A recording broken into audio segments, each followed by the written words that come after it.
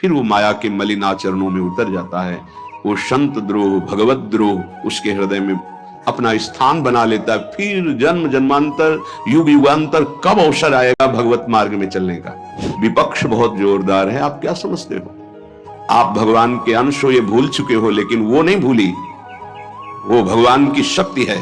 तो इसमें आपको टिकना होगा, इसमें आपको परीक्षा देनी होगी। जितना पढ़ाया जाता है उतनी ही परीक्षा होती है, उसके आगे नहीं होती, ध्यान रखना। उतने पे तो आपको सफल होना पड़ेगा। नहीं सफल होगे तो फिर पढ़ाई कीजिए, फिर प्रश्न आएगा। जब आपको परमार्थ पद में, परम पद में आरूढ़ होना है तो आपको ये निर्णय करना ही पड़ेगा। जब आप ये बात नहीं समझते हैं तो आप विचलित हो जाते हैं। अब हमारी तो अश्रद्धा हो रही है, हमारा काम नहीं बन रहा है, तुम नहीं समझते हो। एक साथ सब काम बन जाएंगे, एक सेकंड में बन जाएंगे। बस तुम धैर्य रखो। जब तक तुम्हारे पाप नष्ट नहीं होते तब तक तुम धैर्य रखो, फिर आगे का रास्ता तुम खुद भाग पड़ोगे प्रभु की तरफ।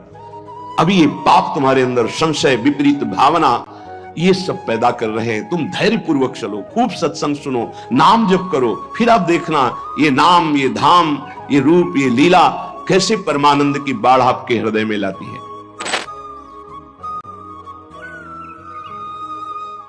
उपासक की जब अत्यंत ममता प्रिया प्रीतम के चरणों में हो जाती है, तभी हृदय पूर्ण रूप से समस्त कामना, वासना, स्पृहा, तृष्णा इससे रहित हो जाता है।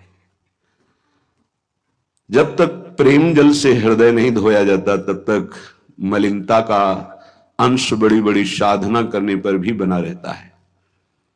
अभी अनंत जन्मों से माया में आसक्त चित्त होकर के नाना प्रकार के शुभ अशुभ कर्म करने वाले जब भगवत कृपा से पुनः सत्संग प्राप्त करते हैं और साधन मार्ग में लगते हैं तो माया अपना प्रबल रूप धारण करती है। या तो ऐसी अनुकूलता प्रदान करती है कि वो भूल जाए, और या ऐसी प्रतिकूलता झोंक देती है कि उसको लगता है कुछ नाम जपने से नहीं, कुछ साधन करने से नहीं, दुख तो वैसे ही घेरे हुए है। धैर्य छूट जाता है और भगवत मार्ग से विमुख आचरण करने लगता है। इसलिए उपासक को बहुत सरल ढंग से समझना चाहिए कि पुरानी फसल यदि बाजरा बोई है और बाजरा की रोटी मिल रही तो अगली फसल गेहूं बो दिया तो कल ही नहीं रोटी बना लोगे। 5-6 महीने लगेंगे किसान मेहनत करके, खेती तैयार करके, दाना बो करके, सींच करके, संभाल करके, फिर भी वो अतिवृष्टि, अनावृष्टि, ओले वृष्टि आदि से बच जाए, सुरक्षित हो जाए, तो सुरक्षित अनाज घर आ जाए, फिर वो पीस कर रोटी बना सकता है। तुम अनंत जन्मों से मनमानी आचरण करते रहे, आज नाम शुरू किया है तो वो तूफान नहीं उठेगा। नष्ट करने के लिए वो अपना स्वरूप धारण करेगा, उसकी गुलामी सहते रहे। अभी काम, क्रोध, लोभ, मोह, मद, मत्सर। अब तुमको धैर्य पूर्वक नाम को पकड़े रहना। जैसे आंधी चले तो हम पहाड़ का आश्रय ले लें, हटे ना इधर उधर, तो आंधी तूफान पहाड़ को नहीं उड़ा सकती।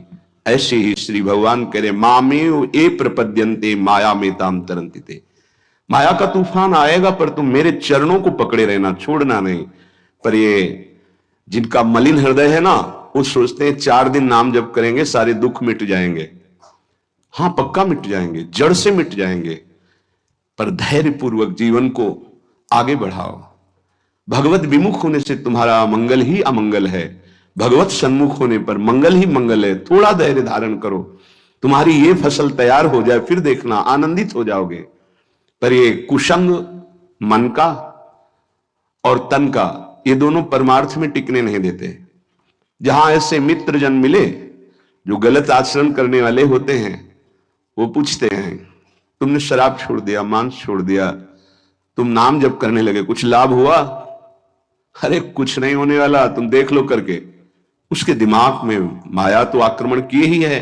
तत्काल नकारात्मक भाव आ जाता है कि नहीं नहीं, भगवत मार्ग में कुछ नहीं मिला, ठीक कह रहे हो, तो आओ हमारे संग, फिर हो जाओ। फिर वो माया के मलिन आचरणों में उतर जाता है। वो संत द्रोह, भगवत द्रोह उसके हृदय में अपना स्थान बना लेता है। फिर जन्म जन्मांतर, युग युगांतर कब अवसर आएगा भगवत मार्ग में चलने का।